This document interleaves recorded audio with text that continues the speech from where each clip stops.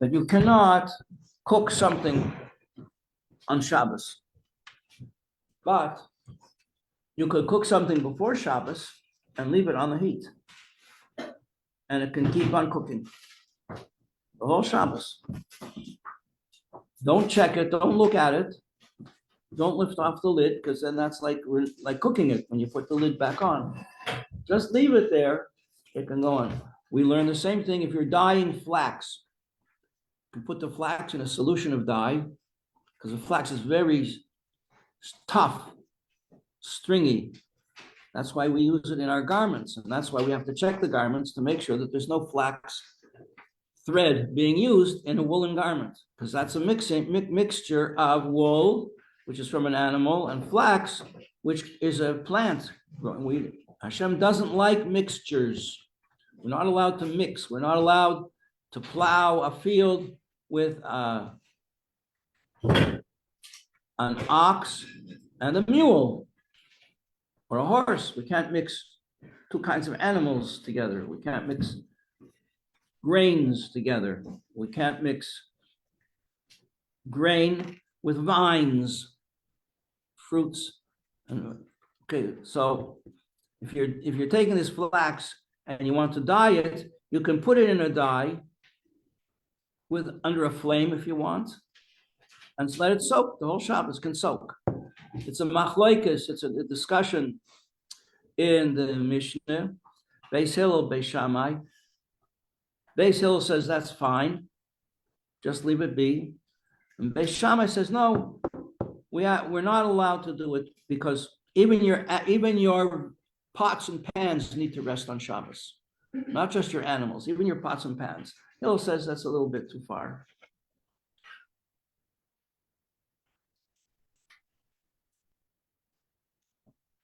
So according to this idea, Hashem creates the whole world and he rests. What's it called? I forget the word for it in science. I learned this when I was a young boy in school. You have laws of motion. You have something to rest. You apply a force to it, it starts to move. And it moves on its own. Right? A spaceship out with no gravity holding it back, no air slowing down a vehicle, it will just continue going at the same speed without accelerating, without slowing down. What's that called? Either law of inertia. In the laws of motion, yeah. A thing will just continue at its own speed. That's like the first law. What's it called? There's a name for it. I think it's just the first law of Newton's laws of physics. Yeah. Newton's first law of physics. Mm-hmm. There's a rumor that Newton was really Jewish, a secret. He was a secret Jew, but it's just a rumor. It's a secret. Don't tell anybody. I don't know if it's true. We'll never know. But I think they discovered certain writings which a non-Jewish person wouldn't have had. I don't know. But he certainly was outstanding in his time. Very different from everybody else. Just a telltale sign. Okay, so Hashem creates the whole world and just keep on going. He's not doing anything to change or influence it or increase it or decrease it. It's just all running by itself. So that's how Hashem rests. He rests. He doesn't do anything, doesn't make any change that isn't already there. It's all programmed. It's all running by itself. All runs by itself. He doesn't touch it. But it does. It's all what? But it does. Things change, and also, how can we say that Hashem is not actively doing it? Isn't that how the world works? If he stops for a second, it just No, he's actively resting. He creates everything, sets everything in motion, and then rests. Have a spaceship. In the early days of the rockets, they used to have stages. The first stage is a tremendously powerful force to get the thing up in the air. And then then it falls away because at a certain point, it's pulling the rocket down. So then you have second stage rockets, which take it further. and then you get it outside the gravitational pull of the earth, and it just goes. But then we couldn't have free will on Shabbos. What? Then we couldn't have free will on Shabbos. Because if we change something that Hashem. He's not making it, it's all programmed. It's all in the program. You can have a program in your house, but you set the program, it's going to go, the heat's going to go on at 6 o'clock in the morning, and it's going to go off at 10 o'clock in the morning. You don't do anything. It's all there. It's all done. But then we couldn't say. Beforehand. What? How do we have a choice then what we're doing on Shabbos? Well, because we have laws what to do and what not to do. No, but like he controls everything. We're not allowed to do the 39 malachas of Shabbos. Now, there's another way of understanding this, however, which is a deeper way, which is according to Hasidus, which is we have machshava, dibur, maisa, thought, speech, and action. In the world of action, we understand that Hashem creates the world, like you're saying, something out of nothing coming into being out of nothing. Because that involves speech. Hashem speaks, Hashem speaks and creates the world. So your question is, he has to keep on speaking, he has to keep on creating things out of everything. Hasidus says, there's a deeper way of understanding it. We call it rest, but really, it's that Hashem continues to create the world, but not from speech, from machshava. So the world is continuing on Shabbos on the level of machshava, thought. So Hashem thinks, and that maintains the creation. And that's the idea that everything, not just the creative effect goes up to a higher level from dibur. Instead of creating the world with speech, he creates it in thought. And everything on Shabbos has an aliyah, participates in this, goes up to a higher level.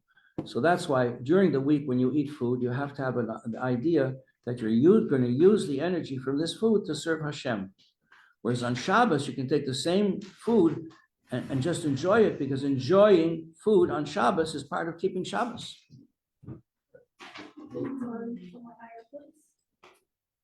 Mm-hmm. We don't have to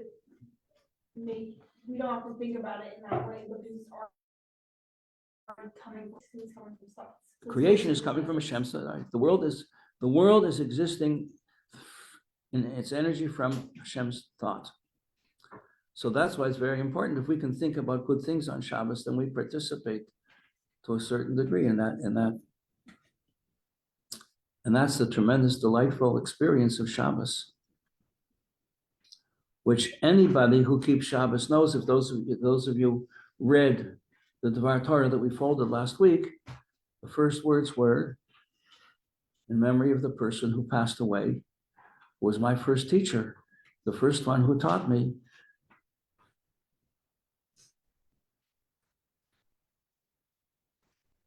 And anybody who keeps Shabbos knows that it's categorically different from any other day of the week. It's not just the same thing. Okay, we're moving into a new chapter. That's food for thought. You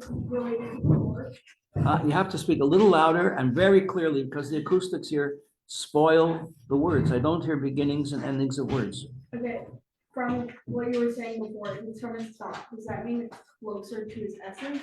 Or What? Does it mean what? Are thoughts and thought, if what's happening is from his thought, from Hashem's thought, is that closer to his essence? Is that what? Closer to his essence. Is that what? Closer. To his essence? Yeah. Well, obviously thought is closer to the essence, but it's still something. And the world of thought, you make me recall that a very well-known chassid by the name of Mendel Futterfass used to say that thought is the whole universe. You can do things in thought. You can say things in thought. Best speech you'll ever wish you didn't make. And you can think things in thought. And so on. It goes on and on, level after level. But everything moves up into the realm of thought on Shabbos. That's what it says in Chassidus. But don't we say that he created the world by speech, because when we speak, it comes from further in? Like, it makes the analogy of like the person, and when you breathe out to speak, it When you comes from blow. deeper. Right. When you blow, but he's not creating with speech. So would you say that more powerful when he blows it, when he speaks it, versus when he thinks it? That's the world of action. That's in the world of Asiya. We're in a higher level. Shabbos is in a higher level. And that's why it's categorically different. It's not the same thing it's different. Wow. Okay. And he got me. That man, that chassid that I met, he got me. Because it was a challenge. So I decided to try it, and I found out he was right. And since then, I'm working on it. With one word, he changed my life. Now I have Kanei Nahara, a family, children, grandchildren, great-grandchildren, and all because he said that one thing.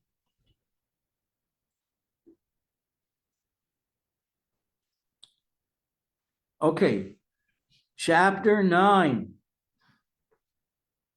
We've been speaking about Klippas Noiga, the klippa that hides. Klippa, the idea of klippa, for those of you who are new in the class, klippa means a peel. Like an apple has a peel, an orange has an orange peel, a banana has a banana peel. It hides the fruit that's inside of it. Some peels are edible, other peels are inedible. Like in a peanut, you have both. You have the woody outside, which you can't eat, and you have a thin peel inside. That's the idea of klippa. Klippa hides God. On the highest level of godliness, there's no hiding. That's called the world of Atzilus. It's one thing with Hashem. It's united with God. In the realm of uniting, we've spoken about this, that there are different levels of unity. There's like two things that become connected, but there remain two things that are connected. A deeper level, like you could put oil and water in the same vessel, so they're together, but they're not connected. On a deeper level, you put water with more water, there's only one water, only one body of water. They become totally connected.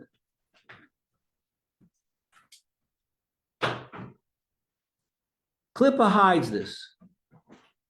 You have to have klippa hiding the godliness in order for there to be a creation. Because if there's no hiding, there's no creation, there's no world. And the creation has to increase as you come closer and closer to something that is not God, but is a world. And in the world, godliness is hidden. Like we can see the moon in the sky, moving across the sky, and doesn't wear out. And we don't see Hashem moving it, but we can understand that something must be moving it. And something must be sustaining it. I think Rabbi Akiva gives the analogy from 2,000 years ago that if you buy a garment, you have a label in the garment that tells you who the tailor was.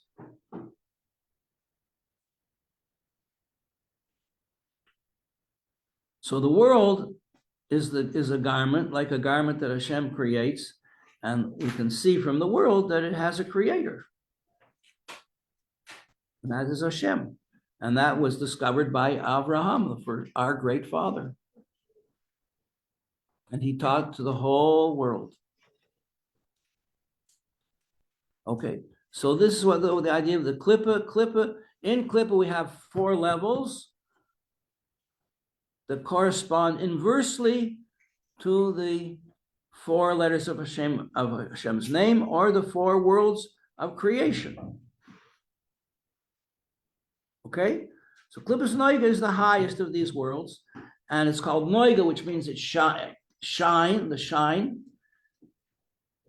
The non-Jews compared this to the masterful force in nature. They called the king of the gods. The Greeks called it one name, and the Romans called it a different name, and it corresponds to this big planet in our solar system. Noiga means it's called this planet called Noiga. But that's just because it has a shine, big shine, source of life. So it can be used, things that get their life from the klippa called Noga can be used, they're permissible for us to use them in the service of Hashem. But if we use them just in the service of our appetites, then we get pulled down to the level of this hiddenness. We don't reveal God, but we become part of the hiddenness. Okay, so here we start on chapter 9. So the dwelling place of the animal soul comes from Klippas Noga in every Jew. In other words, the animal soul, we learned this in chapter 1. It says in chapter 1 that the animal soul, the natural soul of a Jewish person, comes from Klippas Noga, which has some element of good in it. That's why it can go up into holiness if it's used the right way. And then in chapter 1, it tells us, and that's why in Jewish people, we naturally find that Jewish people, Baruch Hashem, we can be very proud of this, naturally are kind people, merciful people, modest people.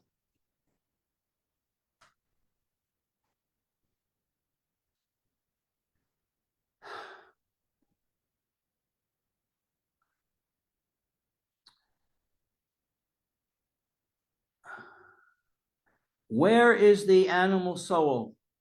Where does it hang out? Where is it? What's its domain? He says here is in the heart. Like it says in previous chapter, in chapter 1, the animal soul is predominantly emotional, and the heart is the place where our emotions come from. And remember, this is the sevenfold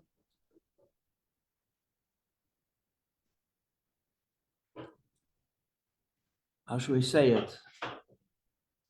Domain of the emotions in a human being.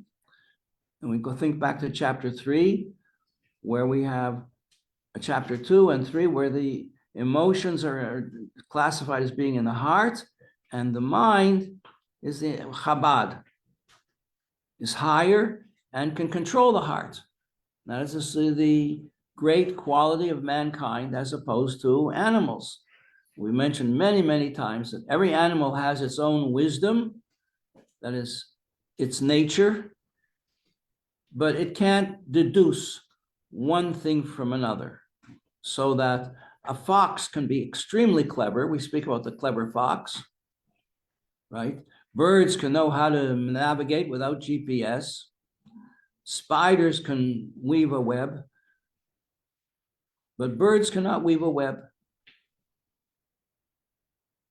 And spiders cannot navigate. And dogs can be loyal, or they can be vicious, depending on how they're trained. But that's their nature. Every animal has its nature. Only human beings have the ability to rule over their nature because they have intellect. And that's why we're created on we go about on 2 feet. Because the head is higher than the heart and can control the heart. And that's what it must do. Now, if any of you have studied medicine, you'll have fun with this. Don't expect me to understand it. It goes on to say, the abode of the animal soul is in the left side of the heart. It says the left ventricle. I'm not sure what that means. But I know part of the heart is receiving blood that's been deoxygenized. Another part of the heart is then pumping this deoxygenized blood to the lungs, where it picks up oxygen and then comes back to the heart, where it's then pumped out to all the other parts of the body. And if the other organs of the body do not receive this oxygen, they plutz, which means they collapse. Your brain doesn't work. And then if the brain doesn't work, all the other organs don't work. This completely amazing thing. And this is a wonderful muscle in the body that just keeps working without stopping for 70, 80 years. And we have to be very careful to take good care of our heart with proper diet and exercise, and not to abuse this wonderful muscle that keeps on working and working and working and working in the left side of our chest. And the blood is where the animal soul is found. So where is your blood? Your blood is everywhere. So basically, we are our animal soul. That's what we are. And that's what it says in the Torah. How do we know? It says in the Torah, Ki hadam hu hanefesh. So we're talking about low level of the nefesh. So the basic level of the life within us is called the nefesh. V'hadam hu hanefesh.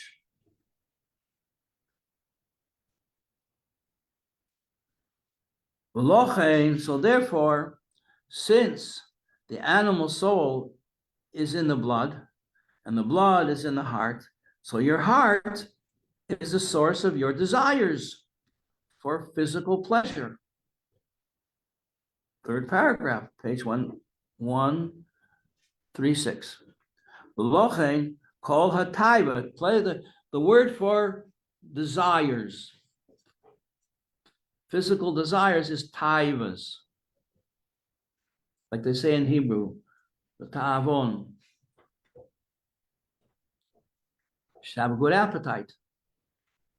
Enjoy your food. Bon appetit.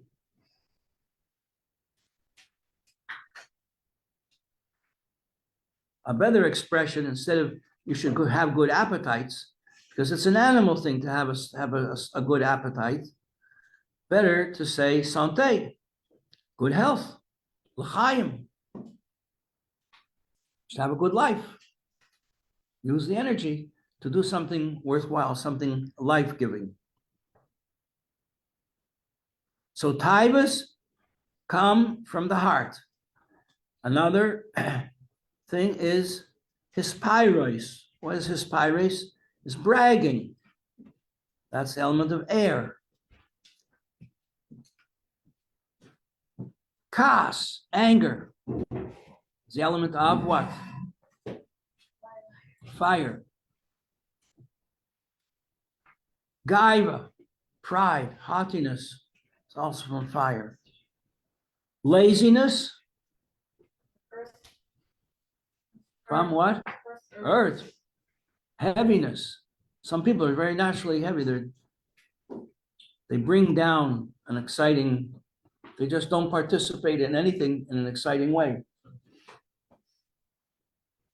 because they have a predominance of earthiness in their spiritual makeup. Not physical earth, the source of physical earth.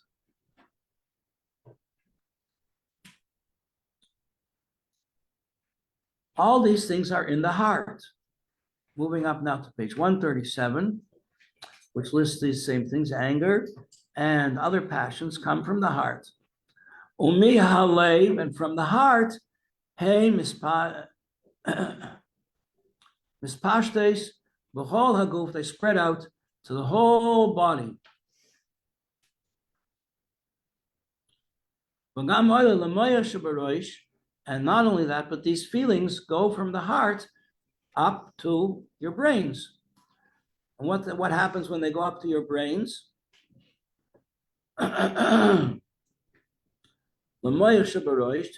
the brains in your head, to think about either to think with anger, or to think with passion, or to think with desire, or to think with pride. And in your brain, you meditate, you cogitate on these feelings to figure out how can I get this that what I'm thinking about? How can I acquire it? What do I have to do? And you think of all kinds of tricks and machinations, how to get the object of your desire. Whether it's a good desire or it's a negative desire. If it's from the Yetzer Tov, it's a good desire from your good inclination, which is a holy thing, or if it's a selfish desire from the animal soul in the left side of your heart. Well, and you become very, very wise. A person can become extremely wise, figuring out how to acquire all these desires. Ukamei shahadam makori b'leiv, and since blood is sourced in the heart, mihalev mispashet lekol ha'evrim, and from the heart it gets pumped to all the areas of your body. So we have body language. You can express yourself not just in words, you can express yourself in a look or in a gesture or in the way you move, because the desire moves in the blood to all the other organs of your body. So you can eat with an appetite. I was so hungry and I just started eating. I didn't realize how hungry I really was.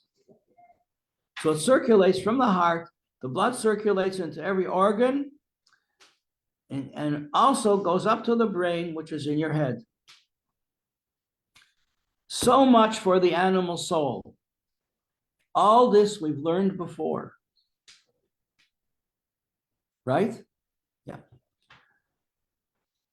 However, page 137. Naomi, I'm going to give you to read the third paragraph, the bottom paragraph there, 137, in a loud voice, your big loud voice. But Good. the abode of the divine soul is in the brains that are in the head, and from there it extends to all the limbs. So that it's not just your blood that's going everywhere, your brain waves also go everywhere. How do they go? Go down the back of your neck, down the spine. People sit up. Okay. Go on, another one. That was so good. Do another one. The divine soul is essentially intellective, and the brain is the seat of the intellect. Did I skip something here? She of the body. It's in the brain, and from there extends to all the limbs. Oh. Page 138. The divine soul resides also in the heart and the right ventricle where there is no blood. Yeah, now how do we say that? Anybody here studied medicine? It works. The right side of the heart contains no blood. How do we see this? I mean, that's where the blood gets oxygenated, right?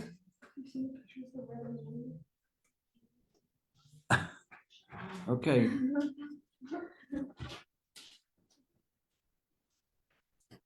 And that's what it says in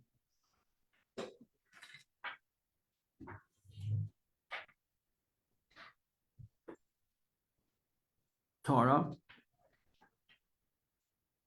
B'chol hayamani, the right side of the heart does not have blood in it, and therefore it says in the pasuk, Leiv Chacham Liyamine. The heart of a wise person is on the right, meaning not the blood, but the abode of the godly soul is on the right.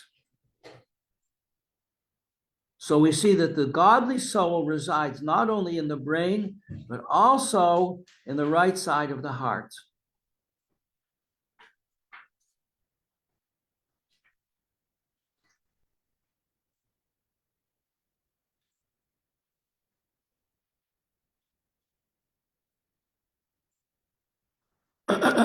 How does this express itself in your life?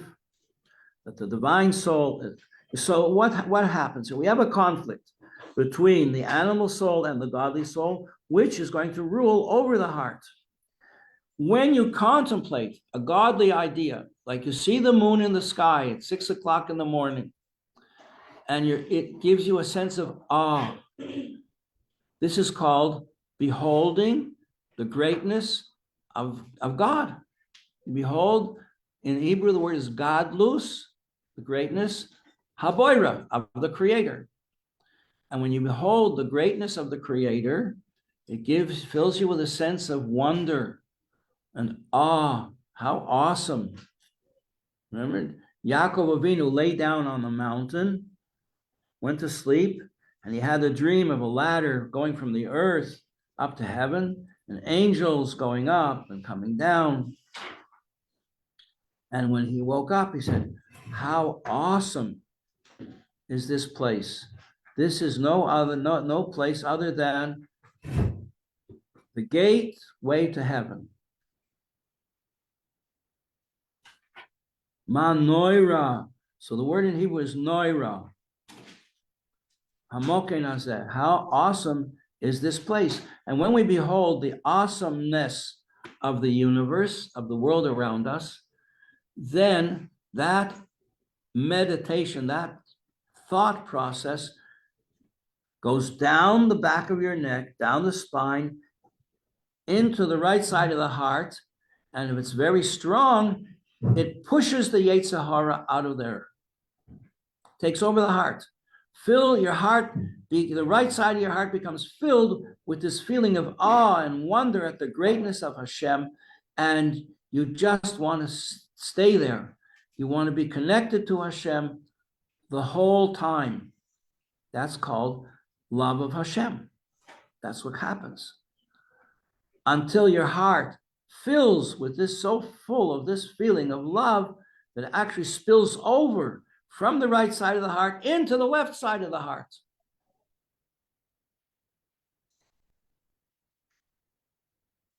And the Yetzer Hara, the animal soul, says, I'm going to take a rest now. I got to lie down. This is too much for me. And he checks out. And your heart becomes entirely filled with love of Hashem. We'll continue from here tomorrow.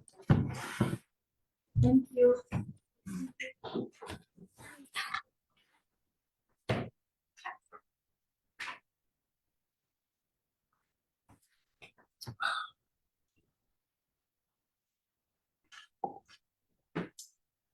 Did you girls go to the Malava Malka or participate in it or watch it?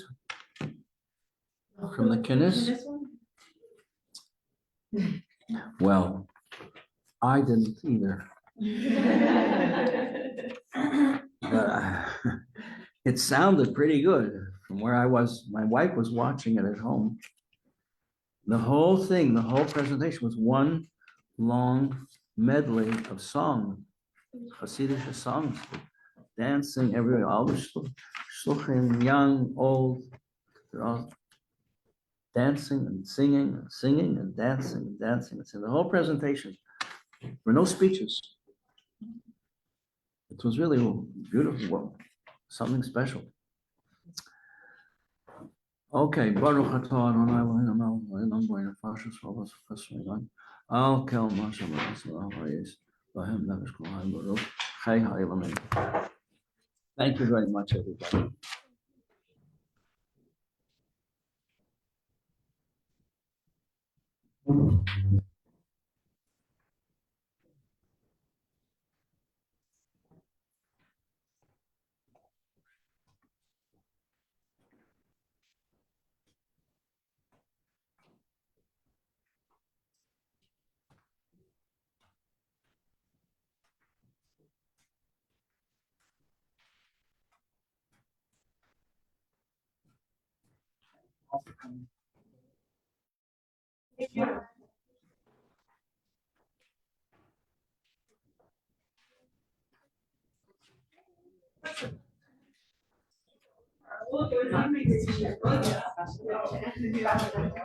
Oh, yeah, you gotta.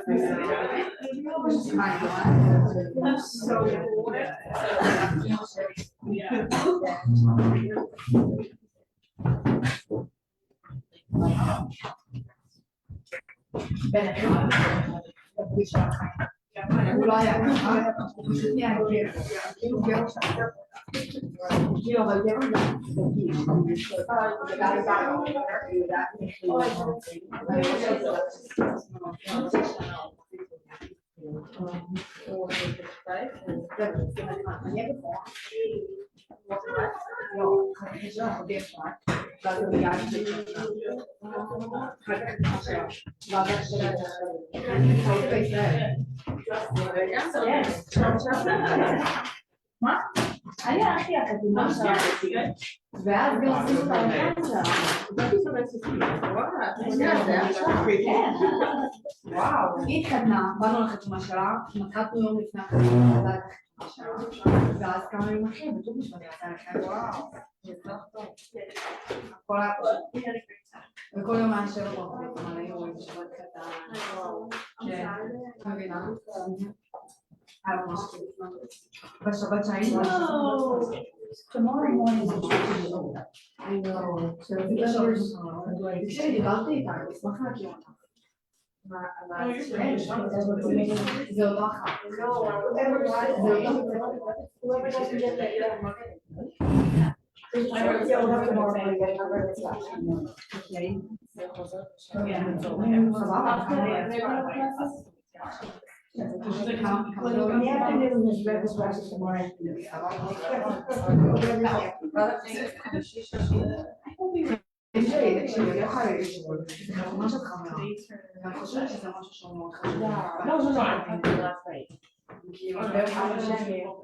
They didn't finish their bit. אז תדברי איתה. I wrote a ticket for my house, that's why.